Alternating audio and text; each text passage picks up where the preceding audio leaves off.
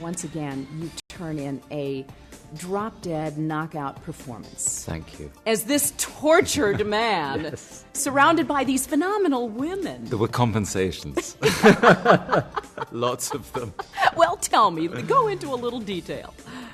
Well, yes, I was surrounded by the most unimaginably gorgeous group of women.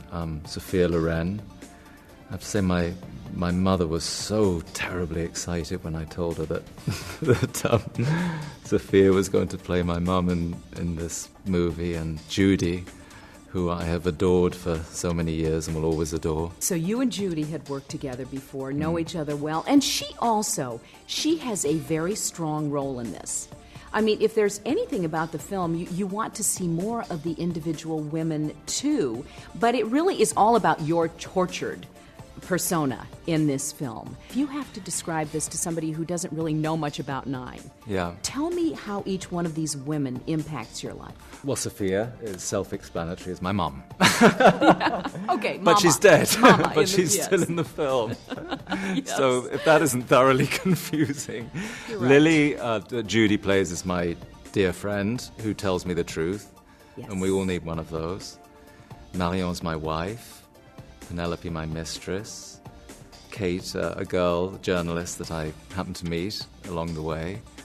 And Fergie plays a hooker from my past that I knew that when we were children we used to go and visit this strange creature that lived on the beach near our seminary.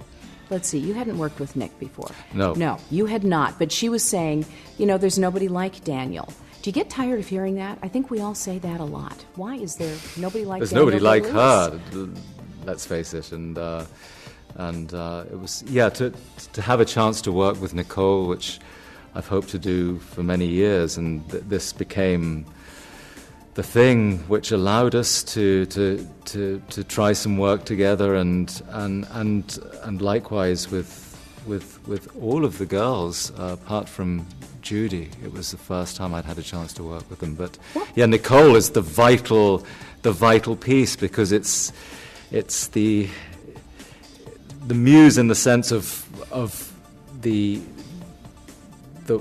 inspiration that this man is struggling to find as he's engaged in the process of making a film.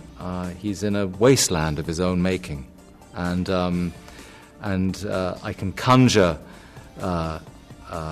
Claudia, Nicole, in the form of my muse for a few moments, but I can't get her to be that thing that I need her to be, which is the key that opens the door into that world I'm trying to find. Have you ever had a block when it comes to acting to really find your character? Yeah, the trouble is with acting is that you discover that usually when it's too late. It's not something, during the period of preparation, of course, there are often moments where you wonder if you're ever going to find your way into this life. But anyone that's worked in the theatre will know what it's like to have to go on stage when they know that they just didn't arrive at that moment. They never, which is really the starting place. You can't even get to the starting line. But have you ever started a film and been in the midst of it when you've said, Daniel, you don't really feel it, or you don't really have it? When I'm working, I'm luckily, thanks be to God, I'm not self-conscious in that way. But when I go home at the end of the day, there's never been a film I've worked on where I haven't said to myself, what the hell are you doing? I'm surprised to hear you say that, because if anything, when the people who work with you, who love you and admire everything you do, they always say you are so focused. We all hide it. I mean, everyone is the same.